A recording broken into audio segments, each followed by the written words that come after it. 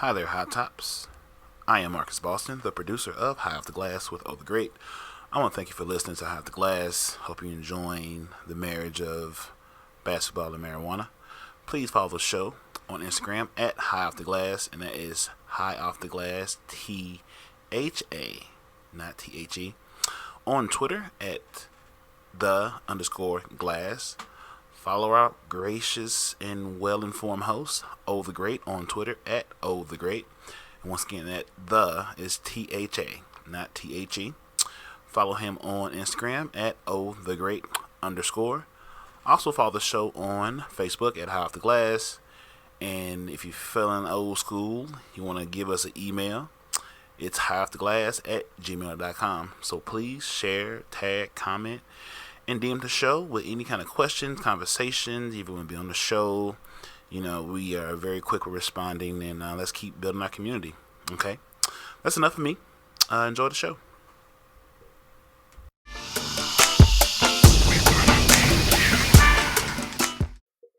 All right. You guys know what time it is. You hear my voice. This is Tha Great. Welcome everyone to You Know What It Is, High Off the Glass. Hello, how's everyone doing today? The podcast where marijuana and basketball come together, hoops and hemp, baskets and blunts. How's everybody doing today? We have a special guest. We have family. We have my brother, my man. This man potentially, y'all you may hear him host a couple episodes when I'm just tired. I don't feel like doing it for a week. Be this dude, Mr. Damon Hill. Welcome, Mr. Hill. We are so happy to have you here today. Or what's the guy from the old TV show? Good evening. What show was that? Alex. No, not Alex. You sound like Addams Family right now. What is it, Gomez or something? No. Is it the Tales from the Crypt dude? The little short, fat white dude? The Crypt Keeper. No, it was a skeleton. No, not him. The guy who made The Birds, the movie The Birds. Oh, Alfred Hitchcock. That's my boy. I love Alfred Hitchcock. Now you see what I'm saying? Good evening. Yes. He did say it like that too. Right. Even though I looked at the show a little bit, not that much. But shout out to him. He's a good writer. Man, he's a great writer. You talking about Hitchcock? Right. You talking about filmmaker, dude? That dude produced, wrote, direct. He was Spike Lee back then. He did everything. No, let's not say Spike. Wait, hey, what you talking about? I mean, come on. You talking about filmmaking? Spike's a Negro. Huh? So? I understand what you're saying about being a great filmmaker too, but yeah. Filmmakers are filmmakers. I don't care what color they are. Yes, true, but they're different kind of films. I mean, Spike has some films that some people really don't know about or haven't digested correctly. Like, I'll give you a perfect example: Bamboozled. Yeah, I love it. Have you seen Bamboozled? Yes, I have. Of course, I have. So that's like this. The line. It's a particular line in that movie that I like to live by, where he said when his old dude told him always keep him laughing. Talking about Damon Wayans? Yeah. That line has a lot of significance to it when you think about it. Yeah. Always keep them laughing. It's a double meaning, but why can't I put... No, what I mean is that movie, that particular movie has a lot of different layers and meaning to it, and a lot of people haven't seen Bamboozled. That's what I'm saying. Since you've seen it, or Get on the Bus. Yeah. Awesome. I saw that. I hated that I didn't see that at the theater. Oh, yeah. Because once I saw it, I'm like... Did you go to the Million Man March? No, I didn't. You should have went. It was awesome. I wish I could have made that, but... Oh, it was awesome. I thank God. Oh, yeah, I can hear you a little better now. Right on. Oh, you can't, because you put both headphones on. You only had one. I was trying to be cool. I got this big nappy fro. I love it. You need to let it out. Actually, take that head off. Oh, no, I got to have the age. And, see the basketball. But all right, well, I don't know how we jumped off into this. You still ain't explain why I can't say mention a filmmaker with another filmmaker. But anyway, we're gonna go to the obvious place. It's NBA Finals time, and we're gonna go to the obvious place of Stanley Cup Finals last night, and the Bruins got that W off on the Blues, man. How was that? That was awesome. 7-2. I hate to inform you, but we cannot disrespect the great game of basketball and speak on that frozen sport, even though black people did invent hockey. that's another subject though. Yeah. But I did see. I started looking at the game. Right hockey after, is just basketball on ice. That's all it is. So why you hating on it? Because I don't do shit that's cold except drinks. That's true. And you don't like the cold. And sherbet. We just figured that out earlier. You do not like the cold. No, but I saw it like I turned it on. I ironically turned the channel on right after they scored the second goal. Yeah. And then I saw the third one. Yeah. So then I came back. It was 5-2. Then I saw when they made it 6-2 and 7-2. So it was like, you know. Bro, I'm watching the game. Wow. I have a love-hate relationship with the Blues though. What is it? If it wasn't for the Blues, we'd have the Grizzlies. Oh, that's kind of true. So it's like, that's kind of true, but I don't know. That owner, you think because he didn't want to share? No, the Grizzlies were here. The Grizzlies left at the 24th hour at the last minute. Anybody who was around back then, they will tell you, we knew the Grizzlies were coming to St. Louis. I didn't know about no 24th hour stuff. Oh, no, they left at the last minute. And the Blues are the reason that they left because they kept on saying, like, well, the Kill Center can't hold that many dates. And fuck that. It's the NBA. Yeah. You know how many times? Well, you don't know because you weren't here. Yeah. They've saved the Blues at least 5 to 6 times from leaving St. Louis. For real? It's like, are you serious? Wow. How many times did they almost leave? A good 5 or 6 times. For real? I'm not exaggerating. What? Because they couldn't get support? Or not enough support? Terrible ownership at times, like Harry Arnest or the guy that came over from the Rangers. He was mismanaging shit. Dave Ricketts. Not Dave Ricketts. I'm sorry. That's the guy for the Cardinals. Dave Checketts. But it's just, all right. Y'all good. Y'all cool. Y'all, I like y'all. Y'all all right. I used to look at y'all back in the day on Channel 11. I mean, I go back with like Mike Liut and guys like that. Yeah. You know, I keep mine pretty much old school. Yeah. We could have had the Grizzlies. Yeah. So it's so funny. I'm so glad that you brought that up because I was actually in British Columbia at the time. I got family up there. You know what I'm saying? And I was actually in this like it's this little it's the Sunshine Coast. It's this little Providence. The Providence is British Columbia, but it's like this little town called Seychelles, and it's on the Sunshine Coast. It's literally, bro, right on the Pacific Ocean. It is so beautiful. Like these people wake up to sun. I mean, this boom every day. Like the sunrises are amazing. That's why they call it the Sunshine Coast.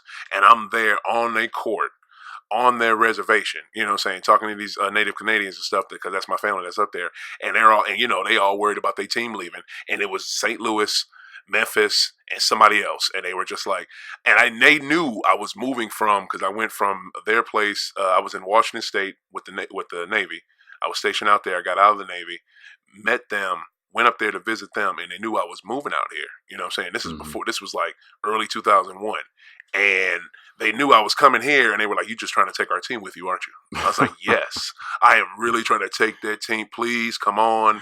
Like, what's holding it up? Like, why aren't y'all?" And the arena that they had out there in Vancouver, the GM Center was Palace. It was beautiful. Like that place was huge. I don't know what. That's the first time for that. I'm a loser. Not at all. Not at all. That's probably some smoking. Man, I feel like doing some more of that. But yeah, I was just so happy that they got that W. I can't believe they beat them like that. I was watching the game while working and watching on my phone. 1 minute, I look at my phone. They scored 6 goals, and then I literally 30 seconds later they scored a 7th goal. I like, how in the hell did they do that damn fast? I didn't get that. Damn. I hate to say this though, but the Bruins are not going to win. Oh, come on, man. Stop playing. It's in the cards. What cards do you speak of? A lot of karma going around lately. So a lot of karma going around. Ain't no karma hating on Boston. What you talking about? Our team couldn't do that. Our real team. No. When you get back to the NBA, oh no, we're not gonna speak about the Boston Celtics, the greatest organization in sports history. But preach. We don't want to get ruffling any feathers. What's up, Lake Show? Yeah. We hate you. Y'all garbage. Yeah, Boston Celtics all day long for life. Every day, Nothing's all day. Changing. But I do have an official second team. Y'all see why I had them on, right? There it is. My official second team will always be whatever team Pat McCall plays on. There it is. Just because we have a personal relationship. There it is. We're going to get into that, but I want you, why you say Bruins are going to lose? Karma. What's the karma? unfortunately, even though I'm not like a big St. Louis person, but the Blues are going to be winning a championship because Pat McCall is going to be winning a championship. So you see, right. Toronto's going to win, so St. Louis is going to win. Pretty much. That's the connection you're making. I think you half right. And the Blues, I think you half right. And it ain't the St. Louis. But the way the Blues can play, there's a way they can beat Boston, even though Boston is much more talented. The way the Blues finish the season, when I think about it, when you think about the separation in points, it really wasn't that much separation. You're talking about 8 points at the most, something like that. Okay. I think the Bruins had like 107. Okay. And the Blues had like 99. Huh. So it's like, it's like 3 games. Dang, look at Mr. Hill. You follow hockey too, bro? I have to know what I'm talking about. There you go. Yes. I have to know what I'm talking about. Yes, you are correct. It makes no sense to have a conversation with somebody and it's like, this shit is like half right. Or it could be right. I don't know. I feel you. No, but conversations are right. I like sports and I like to read about sports. Right. Because reading, for one, is fundamental. Yeah. And I love reading. Yeah. You know what I'm saying? And I come from LeVar Burton told me that. I come from the old journalism days where you actually had to read a paper or read a magazine. Like, right. I keep old magazines. Right. Like my wife right now could tell you right now she hates the fact that but it's a twofold thing. Yeah. I like to have old magazines because I like to see what people may have said about an album. Yeah. Or a certain player before they came out. Yeah. And then like, oh, so this is what you were saying? I'll give you a perfect example. Doug Gottlieb. You know what Doug Gottlieb is, right? Oh man, that dude Mr. Run his mouth too damn much, ran himself out of off of ESPN. I'm so glad he's not on there anymore. I have a love-hate relationship with him because I used to look at his show sometimes, and I caught him on a Father's Day episode talking about his old dude. He was really hurt because his father had just died. Oh, dang! But he got it. He talked about the history of his father. Sorry, Doug. And how his old dude played basketball in New York City. His old dude was known as the white boy from far out, but he always came in the city and hooped. Huh. And that's why he made it. That's how he made his name. Okay. And then he went out to the West Coast and he actually started an organization called I think like the Orange County Express. Because my son played against them. And so he was, when he told all these different things about his old dude and how he played and how he did in AAU and what he did for kids. Yeah. You know what I'm saying? So it's like anybody who does something for kids and get a life for kids. Right. I'm gonna be a fan of it, especially when it comes to coaching. Right. Definitely. But Doug Gottlieb, that's like a backstory. But getting back to him, if you ever see his pre-draft analysis of Stephen Curry, I think I heard it later. He dogged him out, didn't he? Didn't think he'd even be a professional player. Oh wow! It just didn't make any sense at all. It's like, okay, Doug, you're judging him just off of that bad analysis. Well, no, and also, I hated him because of the Big 8. And because I'm a Mizzou fan, Mizzou in Carolina, and Doug Gottlieb went to Oklahoma State, if I'm not mistaken. So I thought it was Iowa. Iowa State. Yeah. It don't make it wasn't Mizzou. Oh, this is why I couldn't stand, dude. All he ever said to back up his point when he was on ESPN was, "I played college ball. I played college ball. I was a point guard, Division I college ball." Sometimes, what was the point? How are you winning this argument? Because sometimes that can work. Oh, and God. sometimes it doesn't. It depends on the context of what they're talking about. Because that's like when Max Kellerman made that comment about Kawhi being better than Kobe. I'm with Jay Will. I'm walking off the set because I'm like, I'm not trying to entertain or hear that bullshit. I love Kawhi. Yeah. Kobe? Yeah. You serious? You can't do that right now. You can't do that ever. I don't know about ever, because if Kawhi, look at peep it here.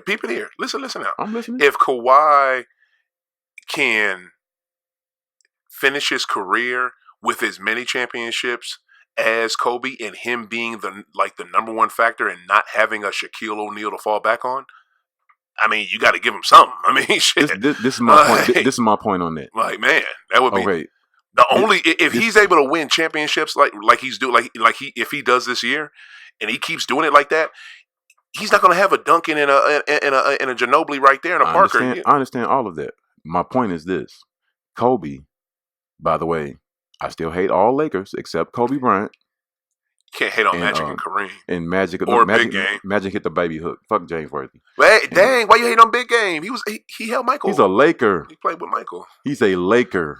He was a Tar Heel. He wears purple and gold. I messed with him. He was a Tar Heel first. I have no love for James Worthy. I like Big Game. Only Kobe. I love Big Game. Seriously, with me, I like Kobe. I like Kareem because Kareem is the greatest. He's the greatest of all time. Yeah, that's a cap. And I don't know about that, but he is. No. And Magic a little bit, but that baby hook, fuck Magic sometimes. Oh yeah, you don't want to hit it in 85? Yeah. It's 87, but fuck Magic. It's the Lakers, man. It was 85 when he came in the lane and he put that on. No, that was 87 when he hit the baby hook. Trust me. You don't have to look it up. You're looking it up now when you look at me. It was 87. Dude, you're not going to know more about the Celtics than me. I'm just going to tell you that. You can go ahead and Google it right fast if you want to. It was 87 when Kevin came out when he came 85, out. 85 was Tragic Johnson. No, we won in 80. We won in 86, and we won in 80. No. 84 was Tragic Johnson. 85 they came back and won, but 87 with the baby hook. Yeah, 86 we won. Okay. All right. Unfortunately. Yeah, we only beat them. The crazy part I ain't gonna talk about it. Anyway, go ahead. I hate the Lakers. You ain't lying, dog. I always say when we beat them in 2008, that's like winning twice. Oh yeah. See, but people don't understand that because they don't understand this rivalry. Right, but what would you say? They don't understand the depth of this rivalry for real. If you're a real Boston Celtics fan, that's why I try to tell people about Paul Pierce. I don't just like him because he was a Celtic. Paul Pierce is great anyway, period. Mm-hmm. But when you put up numbers for our franchise, you passing up some of the greats who ever played. Yeah, like ever picked the ball up. So it's like, how can you hate this guy? Yeah. This guy, he's the truth for a reason. Shaq, like it's point blank. I call game. Yeah. We got the same birthday too. All right, so what do you want to talk about? You want to talk about Kawhi, Kobe? You want to talk about the Celtics? Kawhi, Lakers? Which one you want to talk about? Anything dealing with basketball, Kawhi will never be better than Kobe because Kobe has a long time of sustained excellence and dominance. Kawhi, this is my point. The dominating that Kawhi is doing right now, he would have to do that level for at least the next 8 to 9 years. Yes, I'm saying. That's okay. I'm adding that. What caveat. I'm saying is the likelihood of that happening. The likelihood of that happening is not that great.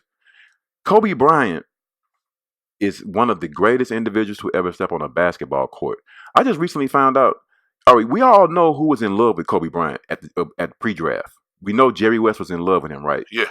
Jerry West pulled a caper to get him. Mm-hmm. You know who the other person who was in love with him? At the draft, President GM that was in love with him? There's only one other person because everybody was always scared about drafting high school players.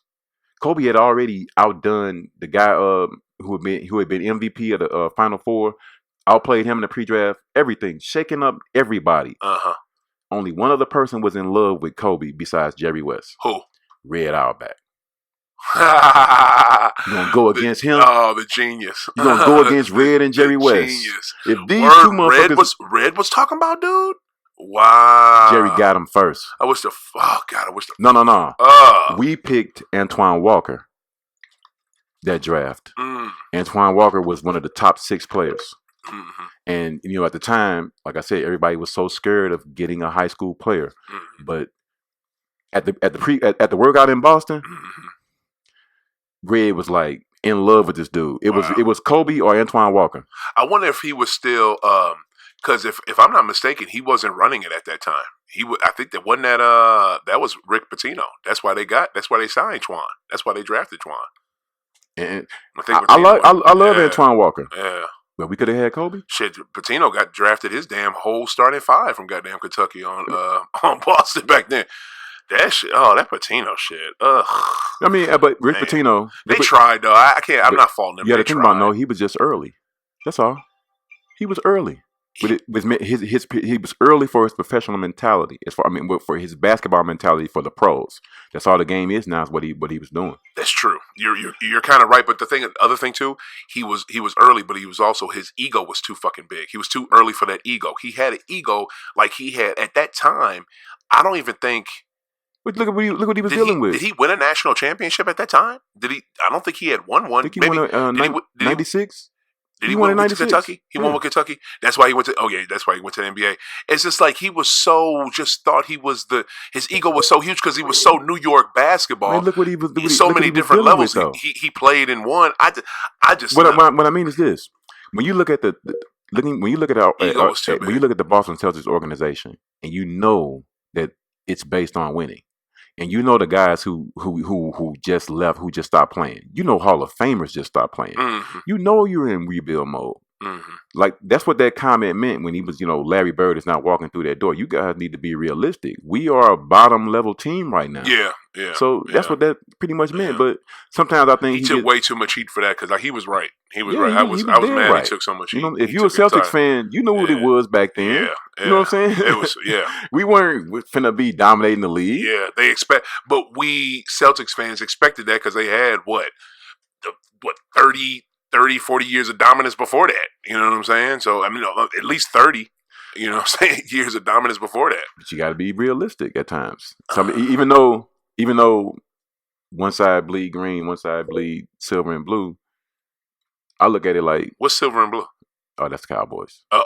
I look at it like this. If you my squad, my stomach. You like the Cowgirls? Oh wow! Of course, that's the Dallas Cowboys. I feel you. We'll get into that on the.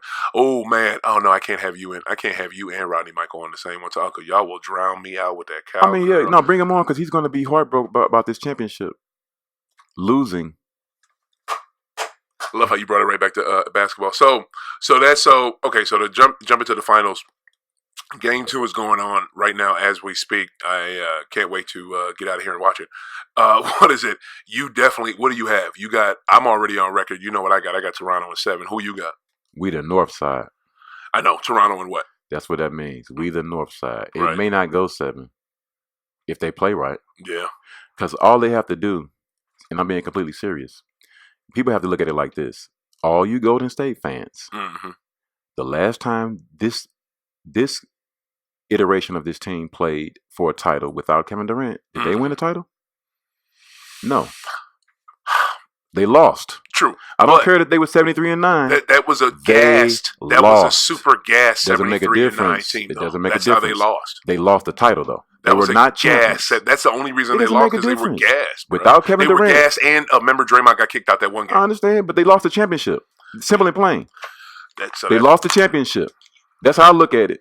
That's why I don't have a problem with Kevin Durant going there because they weren't champions. They went 73-9. They were already the best team, though. No, they were not. Yes, they were. The best team that year was the Cleveland Cavaliers. They won the championship. Did they not? Cleveland barely beat them, man. No, they did not. They barely beat them. Yes, they did. They barely. They won in the 7th game off a fucking block by LeBron. No, this is what I mean. And then the shot before by Kyrie. Come on, man. They won 3 straight games. 3 straight. Against a team that won 73-9. You know how hard that is? They hadn't lost 3 straight all year. They won 3 straight. 2 in Oakland. Yeah. That's all. And you know what people never bring up? Before Kyrie hit that shot, who got locked up on the perimeter? On defense? On defense. Steph. By who? Not Kyrie. Was Kyrie? No. Kevin Love. K-Love was the Kevin Love locked him up at the 3-point line. It wasn't Kyrie. Kevin Love D'd him up with the game on the line. They never bring that up. They never bring that. All you gotta do is look at the tape. Kevin Love locked them up. Couldn't go anywhere. Yeah. Shot a 3 that wasn't a good shot. Yeah. They come down.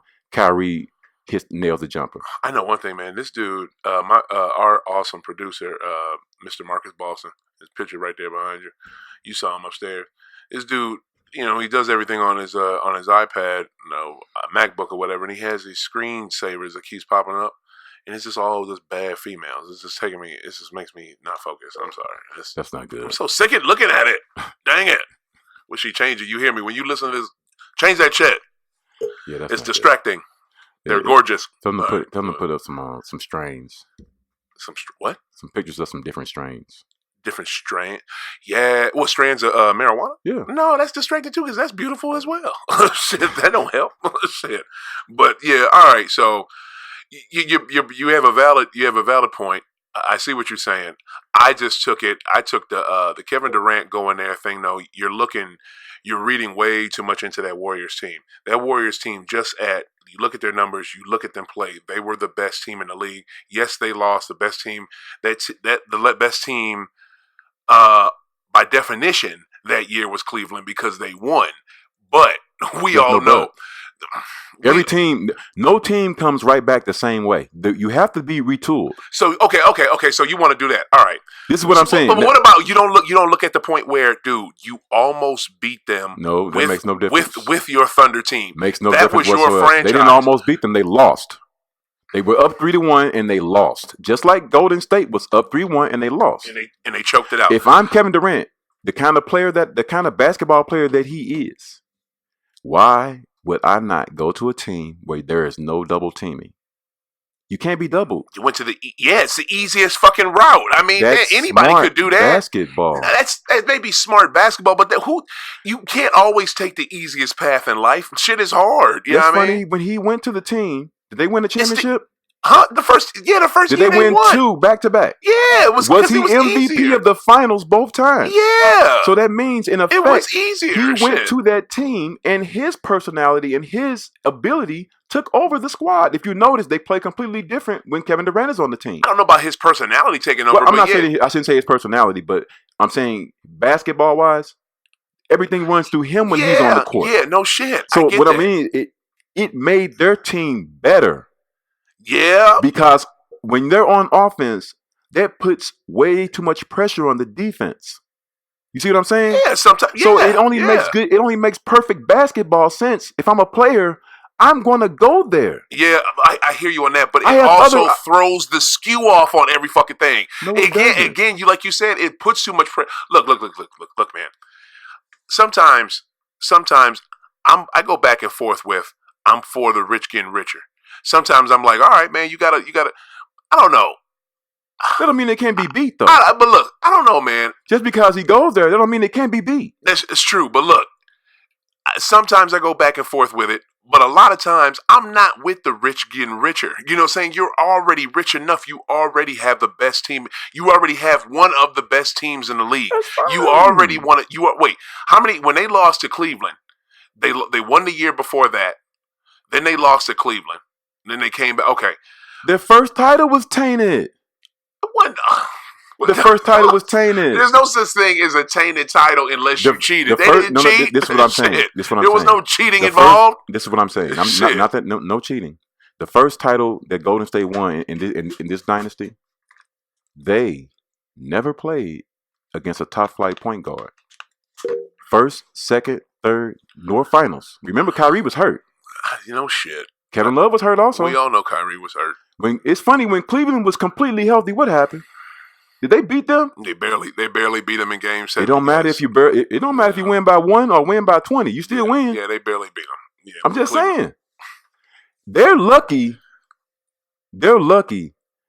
A certain player got hurt, because they would have been in the conference finals. I'm just saying.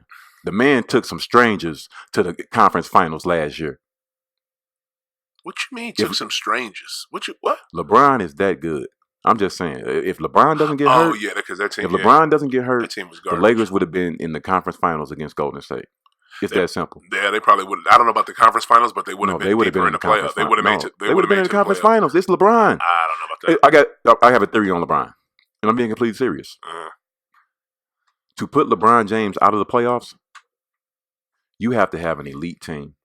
If you don't have an elite team, you're not going to put him out of the playoffs. That's why it didn't matter where they finished when he was played with Cleveland. It didn't matter if they were the 4th seed or the 6th seed. You got LeBron James.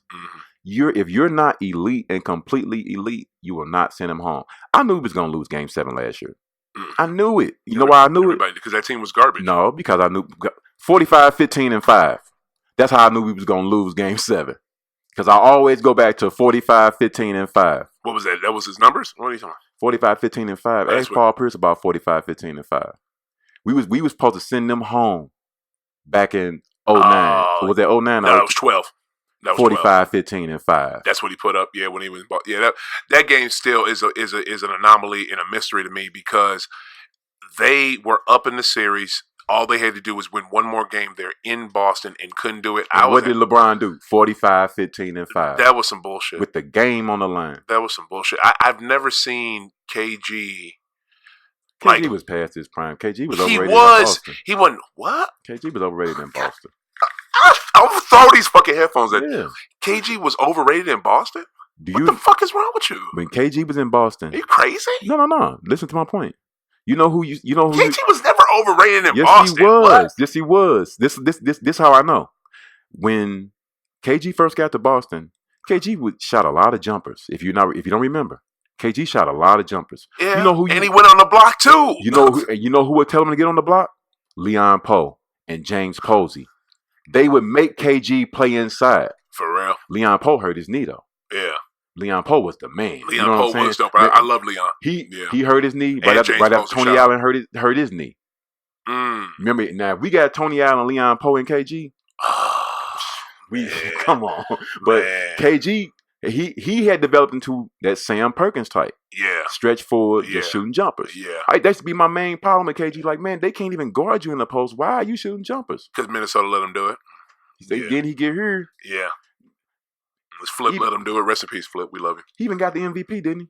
When he got to Boston? No, he had MVP in Minnesota. That's right. He didn't get. He didn't get nothing.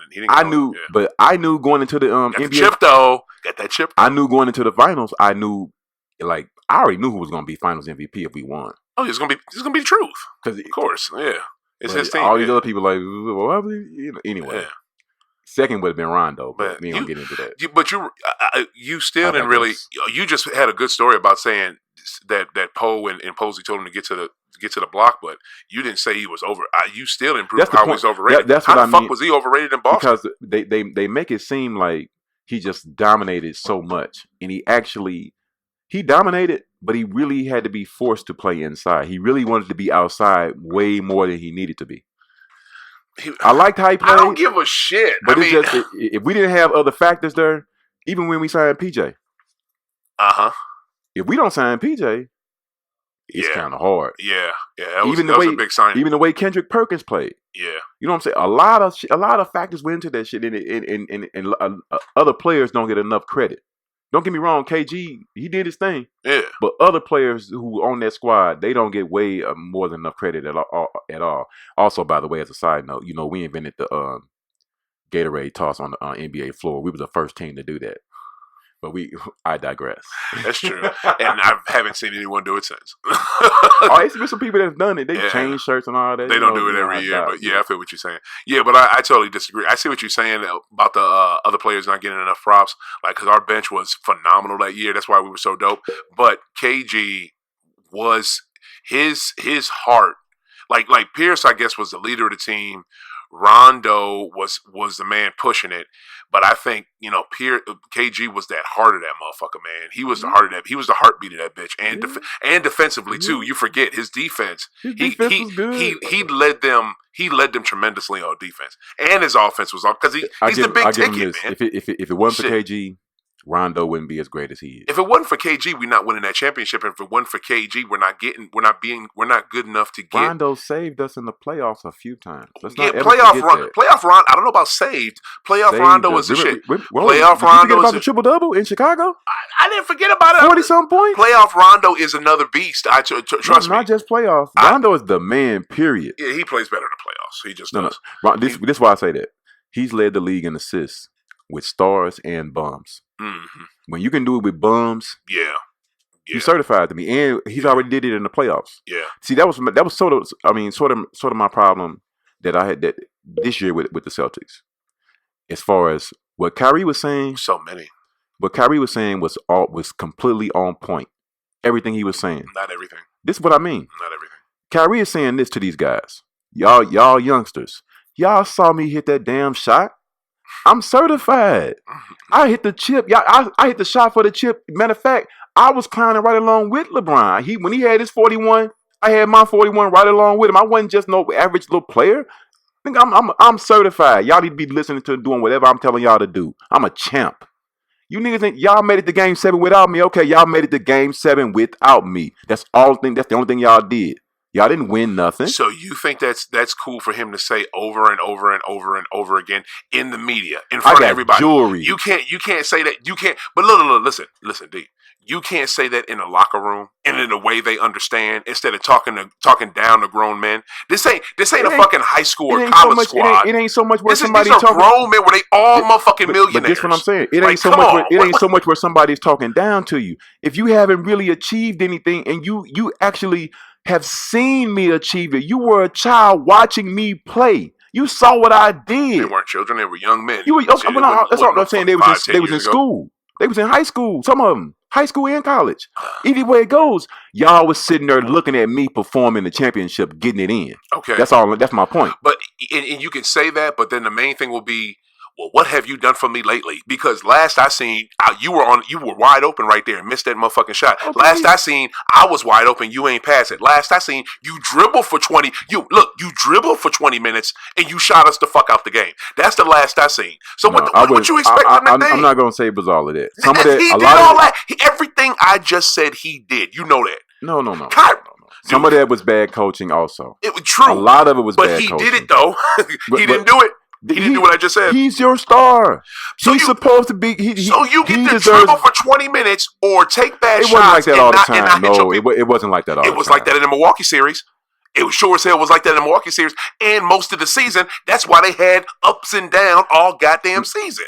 They had ups and downs because you jacked off the first 20 games of the season by having Gordon Hayward in the starting lineup. Brad did that. That was his first mistake. You gonna use an old Stephen A. take? No.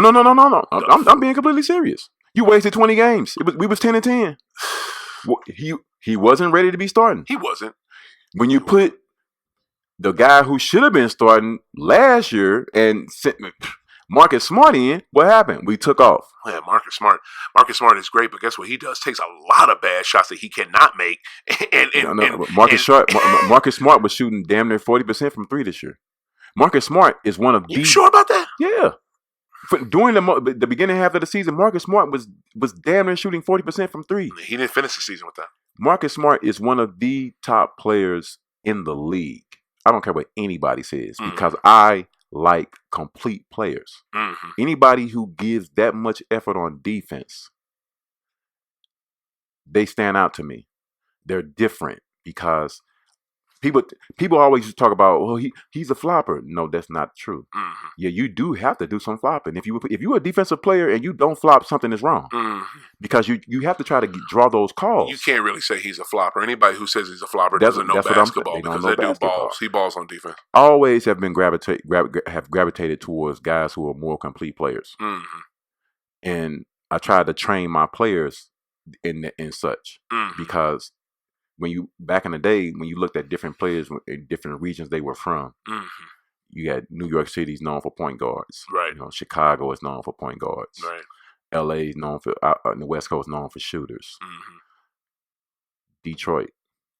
Detroit used to have a pipeline to Mizzou back in the day. A lot of guys came from Detroit and they was coming to Mizzou. We found out we was cheating, but that's a whole other story. Right. But players from Detroit, not for real. Paying them is not cheating. Players from Detroit were always schooled on an all-around game. Steve Smith, Doug Smith. Yeah, they do have. Yeah. Draymond, Isaiah. Yeah. See what I'm saying? See? But even though Zeke was from Chicago, but they always Chris Webber had said it a lot. They always came back and they showed their guys in Detroit. Yeah. They always taught them to play a complete game. That's why. I don't know how complete Marcus's game is. I know Marcus is an excellent player. He's damn near an all-star, but his offense, this will push him to be an all-star. His offense. This is what I mean when I say he doesn't have a consistent shot. But if you notice, ill-timed shots, man. That's what I'm saying. Marcus Smart is our backup point guard.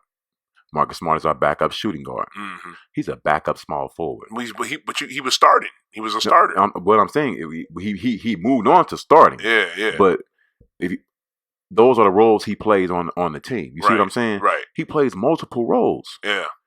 That's talent that you have to covet. Yeah. You see what I'm saying? When you have guys like that can play multiple roles offensively and defensively, those are your top players. Yeah. You see what I'm saying? Because they're not pigeonholed into only being able to play one way. Right. Even though he may not have the greatest shot, his decision making still is better than Terry Rozier. I can't wait till him to get up out of here because I'm hit the door, please go. Because he played so bad this year. Not even that. I mean, he's okay. His decision making is horrible. I mean, his shot making is horrible. You think so? It's been documented. It's this year he had a bad year, but you can put that on the Hayward. You can use that as a reason. Who? T.J. McDonald. Who the we talking about the white boy with Philly? Yeah. He can't shoot. Right. I'm glad you said that. Now, his name elicits laughter from you. Yeah. Did Terry Rozier up in the playoffs last year? Embarrassed him. No, he didn't. Terry Rozier got off against Eric Bledsoe last year. Yeah. In that series against Philly, yeah. McConnell was in his ass. For real? Yes. Yes. Trust me. I so want to watch that series right now. Trust me. Are you? Trust me. Okay, so that's your reason for not liking Scary Terry? And then when you come out and you're saying all this other shit, I can't wait to get up out of here. It's obvious. I mean, yeah, that was stupid. The interview, it was already obvious. Season, that was dumb. You think that you're ready to be a starting point guard, and yeah. I know that you're not. Yeah, I can tell because I got league pass. Yeah. I got league pass specifically for that reason to watch the Celtics. Right. You're not ready to be a starter. You're not. Well. He's not Drew Holiday. Drew Holiday is an average starter. Yeah. He's not Drew Holiday. Yep. He's not even De'Aaron Fox. God no, De'Aaron's fucking. You see what I'm saying? This was a cheetah with a basketball. And I like Terry Rozier. He was a cheetah with a basketball and can score. There's way other guards that I would prefer. Yeah. And I'm not just saying this because I'm upset with him and blah, blah, blah, blah, blah. But for him to think that I'm at this level, I mean, you're okay. Don't get me wrong. Yeah. But you're a backup. I tell you one thing. He can go and Kyrie can go. And Kyrie can go first. Oh, no. Kyrie can't go. No, Kyrie can go. Bye. You need Kyrie to get Anthony Davis. No, you don't. I don't give a fuck. Look, do you really want... I can't believe this didn't turn into Celtic talk. I love it. You really want to give up... Man, I'm so sick of looking at these beautiful women on this computer. What is it? You really want to give up 2 superstars for... Yeah. For somebody who's not going to stay long term. No, you want to do that? We're gonna make sure we have that Kevin Garnett guarantee from him. We're not doing that clutch sports shit. What do you mean Kevin Garnett deal for? What are you talking about? Kevin Garnett was in the same kind of predicament. No, it wasn't. No, he didn't sign. We had to tell. What I'm saying is this: we had to get a guarantee from Kevin Garnett that he was going to re-sign with us. Oh yeah, see, I don't trust that out of Davis. I say Davis will probably say he will in bullshit, or he probably won't even give it. He ain't gonna give it. You got to remember, and it's not even his call. It's New Orleans. It's David Griffin's call. He don't have to give no guarantee. David Griffin's gonna trade him. He just got to pick it. Got to do it at the right time. He ain't crazy because he already know he already know he don't want to be there. So you saying without the deal, without the Kevin Garnett promise, the KG promise, you wouldn't make the deal. No. Okay. But good. I know it's like this though. He's gonna you got to look at it like from a player standpoint. Golden State ain't breaking up. Yeah. See what I'm saying? KD leaving though. KD ain't going nowhere. How much you want to bet? Leave for what? How much you want to bet? They got a brand new arena. How much you want? He don't give a shit about that. He finna get a. Why he care about arena? He finna get a statue outside that brand new arena, along with Steph. I don't know. It's still Steph's team. You can be the team all you want to. They winning. I bet you. As long as he winning chips and getting Finals MVPs. I bet you $25 right now. What is it that he leave? That he go somewhere else? He's going nowhere. I'm completely confident in that. Bet. Draymond Green and Klay Thompson. Bet you both, $50. Listen to what I'm saying. They both just didn't qualify for the Supermax. They can be re-signed. Wait, I know Klay didn't. Draymond didn't either? Yeah. Since Draymond didn't make first team all defense, he don't qualify for the Supermax. The media helped keep them together. Why would KD leave? Wait, hold on now. I thought I didn't hear that with Dre, and with Klay I heard Draymond. I don't mean to interrupt you. I'm sorry. You good? When Draymond turned this extension down last summer, they offered him an extension for 3 years and $72 million. He turned it down. Wow. Banking on the fact that he would make first team all defense. Because if he made first team all defense, it kicked in that he could get the Supermax. You see what I'm saying? Well, he still can get a Supermax from another team. He had to make first team all defense. He don't have to make it with another team, though. he could go to another team that has that slot and go there. He can go to another team and get the max. he can't get the Supermax. Why can't he get a Supermax from another team? Because you can only get Supermax from the team you already play on. Right. Oh, you're right. Just like Clay got fucked around last week. They fucked him out of $30 million. But they said that. I thought when they said, they didn't say nothing about the deal being a part of that. I thought it was that was a $30 million kicker. That's if you didn't make the first team, the All NBA first team, we won't just tack this on at the end of the year. They didn't say that this was going to be part of the new deal. Oh no, Clay, it's Clay's was, if you make any of the All NBA teams, you will qualify for the 5 years and $221 million. But since he didn't make any one of them, he can only qualify. He didn't make a team. You didn't know that? He didn't make. No, I thought he made like the second or third. No, they cheated that man out of $30 million last week. Oh, he only qualifies for 5 years and $191 million. Now. Oh, well, that's a kick in it. You know what I'm saying? Damn, $30 million because they picked Kemba Walker. Wow. And whoever else. Wow.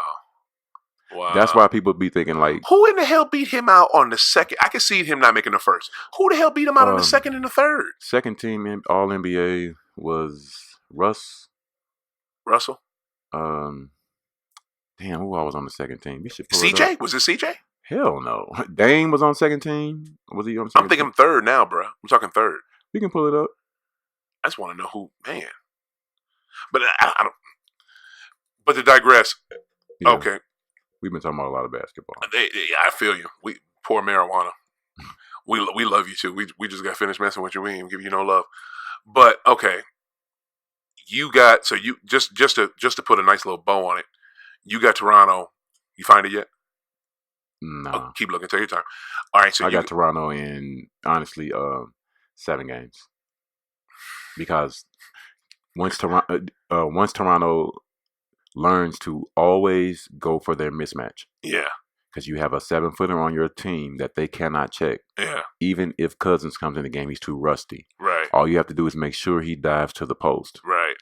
Quit shooting so many jumpers. Yeah. They don't have anyone who can check you in the post. If they do, you're going to make sure they foul out. Uh-huh. That's your advantage. Right. And you have Kawhi. Right. To offset their superstars. Right. So this is the one time. I have a theory where it's been proven over time in the NBA that you got to have three cold guys to win a championship. Right. What are those guys? Some guys who are elite superstars, in my book, are worth 2. I'll give you an example. Mm-hmm. 3 cold guys on the team: Bird, Parrish, McHale. Okay. One is one, and then one is another one. That's a certified 3 that you can depend on. Okay. Pippen, Jordan, Rodman. Yeah. Pippen, Jordan, Grant. Yeah. Even though Jordan is worth 2. Yeah. You see what I'm saying? Yeah. Shaq and Kobe. Both of those guys are worth 2 by themselves. Yeah. You have elite superstars and you have stars. Uh-huh. You see what I'm saying? You said it's a code? You said it's a code, It's been proven over time. Yeah. Moses, Doc, Andrew Toney. Yeah. Moses is worth 2. Yeah. Doc, he worth 2. Doc is worth 2. See what I'm saying? Doc is worth 2. It's been proven over time. If you don't have at least 3, it's not going to happen. But when you got that elite superstar, though, he takes up 2 spots. Okay, but so the code is. Sometimes you have some outliers where you have a whole complete team that may be coming into a situation where, like when Dirk won, they didn't really necessarily have 3 because Jason Kidd was still nice at the time, but he wasn't great like he was. Right. But he still was nice. Right. But Dirk was bordering on almost being 2 because Dirk is pretty much. Dirk might be the greatest international player ever, stats wise, and he got a championship too. And when you look at everything that Dirk has done over his career, Dirk might considerably be the greatest international player to ever play basketball. And they've had so many play in the league Think too. About wow, it. Yeah, that's probably look true. Look at Dirk numbers. Well, I don't know. I used to hate Dirk. You don't count. I guess it's the U.S. Virgin Islands, so you wouldn't say Tim Duncan's international. Because we own the Virgin Islands. Yeah. But when you think about all these foreigners, man, anybody did shit with Dirk did. And I just couldn't stand Dirk for a long time. Yeah. Because I got to think about defense. Yeah. If you don't play defense, I don't really. And he was always scared of the block. Yeah, but it's some guys over time, you have to respect them, even though they may not have been the greatest defensive player, because they put up numbers. I hear you. I tell you one thing. I hope it's so cool that you have a local connection with one of the players from the team. Patrick McCall, why don't you speak on that for a little bit? Oh man, Pat in my family go back to when my sons was kids. Right. He used to hoop for one of my rivals, and he didn't really get a lot of clock when we was young.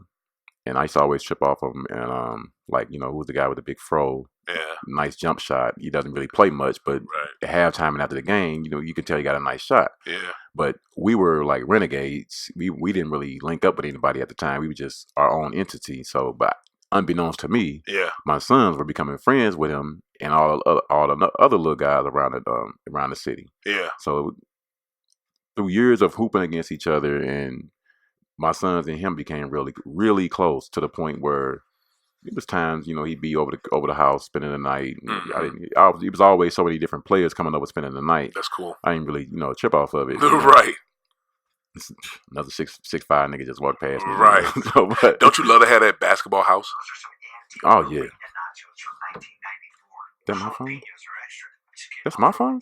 I guess. How the hell did that happen? Oh, NBA app is up. That's crazy. That sounded like Marshall that was on my last show. No, but it sounded just like him. So they became real close, and it was an organization I was coaching for called Missouri Impact, and this was actually before he had made his name on the high school circuit. Right. And he was still, you know, developing, and he was getting really good. And the organization was new to the area. Okay. So they thought they had gave me like a team full of throwaway players, a couple of teams full of throwaway players. I had two sons who were playing. Okay. And so as far as me, I was assistant coaching on a 16U team. Okay. And my other son was playing 15U. But myself and my wife and another parent, Tiffany Richard, shout out to her. Mm-hmm. We were actually running everything like this was actually our organization. We would set up the schedule, and everything. We handled everything because the organization, like I said, they were new. They bit off more than they can chew. And they just got all these players in. So we were like, you know, we're not gonna let y'all just treat these players like this. And you had Patrick on your team. He was on one of the other teams. So one of the other 15U teams. Okay. Had another guy, local coach. Now, how'd y'all finish? We didn't do that much. We didn't do that well. Like I said, everything was brand new. We didn't really have any height. Now on the 16U team, we were okay. No, we were okay. The 15U team that Pat was on, they were really nice. They had a lot of talent. They didn't have a lot of. They had some height, but we just didn't have any kind of backing or anything. Okay. So that following year, he really started blowing up in high school, and he had got a little bigger. And him and his guy, his boy Ray, they were going to CBC, and they were really making some noise at CBC along with Pat's dad. Okay. And he started playing for the Eagles. And then I know he stopped playing for the Eagles because something was going on. So he started playing for a team in Chicago. He played for, I don't want to say the wrong team. I don't know if it was Main Streets. It's all good. If you get it wrong, it's all good. Nobody's gonna fact check.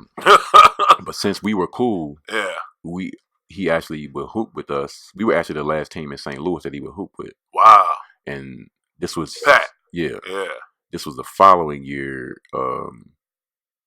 when I had my own squad, but he didn't hoop with us then. Okay. But that's how the relationship started, just from him coming over, growing up, and just being cool with my sons. And because my sons, even though they went to Brentwood, we were from the city, and they just knew so many over the years of hooping. We started hooping in 05. Okay. And no, I'm gonna say 04. I'm sorry, they started hooping in 04. Okay. And just over years of hooping around the city, they just pretty much know everybody.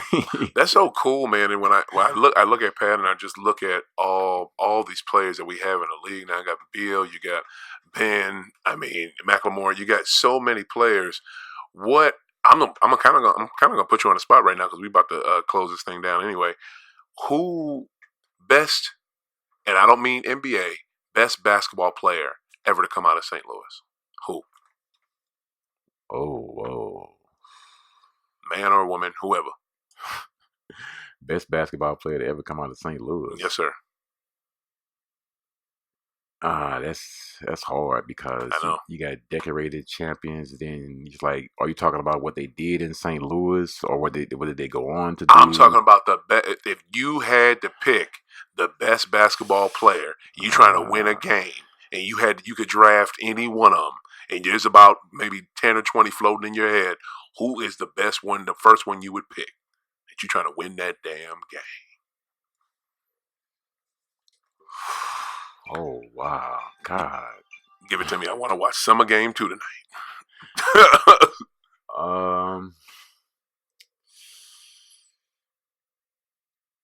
Man, there's so many. Oh my God!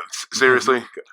Hey, I would, if I say the wrong name, I'll be disrespecting a lot of people right now. We're gonna do it like this. We're gonna put a pin in that. You're gonna have to come back and give me somebody. No. You know what I'm saying? Real quickly, I'll just go with. You want to do a top three? Is top three easier for you? No, because you talking about some guys have been in St. Louis. Wow. Quick story. No. We don't have time for a quick story. We're about to wrap this month. The Central basketball team in 1980 averaged 100 points. No 3-pointers. Averaged 100 points? Averaged 100 points. Who was that competition, though? The PHL was the shit. The Public High League, like I was telling you about earlier. The Public High League was the top they played in the city? In Missouri. What year? When was 1980. This? The Central high school basketball team averaged 100 points. Damn, a game? No threes. Shit. No threes. All right, that didn't answer the question, but all right. I just Larry Hughes. Larry Hughes. Larry Hughes. Larry? For real? I'm going with Larry. Okay. Just because he resurrected Sloop all by himself. All right. That's what's up. Sorry to disrespect any old school hooper. I did not mean that. Right. For real. He said Sloop. You say Sloop Hoops. I think Anthony Bonner. Shout out to him. But man, this was really good, man. Oh yeah, we have to bring it back. Oh my God, this was awesome. I appreciate you coming down. I appreciate you coming through. Man, I think we're gonna wrap another episode of High Off the Glass, everybody. But we cannot wrap until I give another reason why we need an NBA team in St. Louis. I think this is the perfect person. I should have told you ahead of time, but I want you to give the reason of this episode because I know you probably have 1,000 going in your head. Another reason why St. Louis needs a basketball team. Because there is nothing in the world like a live NBA game. Oh, he is so right. The atmosphere, the smell, the food, the people, the noise, the stuff that's all in the air, just the energy. He is correct. That is a great answer. And a playoff game even better. Oh my goodness, yes. I'm ready to smoke something. Always ready for that. What are you blowing on right now? You know the name of it is just so good you don't know the name. It's just LOUD, loud. I know that's right. I got loud kush myself. I don't know the name. Y'all should see this shit. It's so damn sticky. Oh yeah, he got some pines, really sweet smelling, kind of pungent stickiness. It's so sticky, y'all. He loved it. I loved it. I'm about to go blow some. Mine's kind of fluffy and sticky. I'm ready to blow yours. Shoot. Right. Hey, thank you everybody for coming by. Thank you, Mr. Hill. Damon, this was great. Thank you, bro. This was really good. We got to do this again. We got to have you back.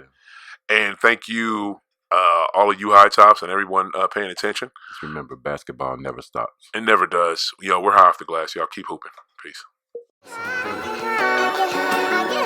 get high.